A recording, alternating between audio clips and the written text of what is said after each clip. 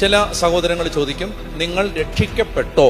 കൃത്യമായ ബൈബിളിന്റെ കാഴ്ചപ്പാടനുസരിച്ച് രക്ഷയ്ക്ക് 3 കാലങ്ങളുണ്ട്. എന്തൊക്കെയാണ്? രക്ഷയ്ക്ക് ഒരു പാസ്റ്റ് ഉണ്ട്, രക്ഷയ്ക്ക് ഒരു പ്രസന്റ് ഉണ്ട്, രക്ഷയ്ക്ക് ഒരു ഫ്യൂച്ചർ ഉണ്ട്. ഗ്രാമർ ക്ലാസ് അല്ല.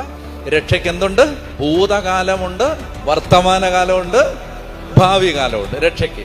അപ്പൊ എന്താണ് രക്ഷയുടെ? പാസ്റ്റ് ആണ് നമ്മുടെ അന്ന് വരെയുള്ള, മാമോദീസ സ്വീകരിക്കുന്നത് വരെയുള്ള പാപങ്ങൾ ക്രിസ്തുവിലൂടെ ക്ഷമിച്ചു, നമ്മളെ ദൈവമക്കളാക്കി മാറ്റി. പാസ്റ്റ്, അത് കഴിഞ്ഞു.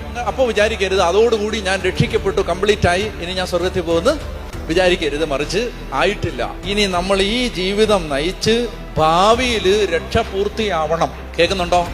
അതുകൊണ്ട് വൺസ് സേവ്ഡ് ഓൾവേസ് സേവ്ഡ് അല്ല. ഒരിക്കൽ രക്ഷിക്കപ്പെട്ടു, ഒരിക്കൽ യേശുവിനെ അറിഞ്ഞു, അതുകൊണ്ട് സ്വർഗം ഉറപ്പായെന്ന് ചിന്തിക്കരുത്. ഇല്ല, ഇതൊരു യാത്രയാണ്.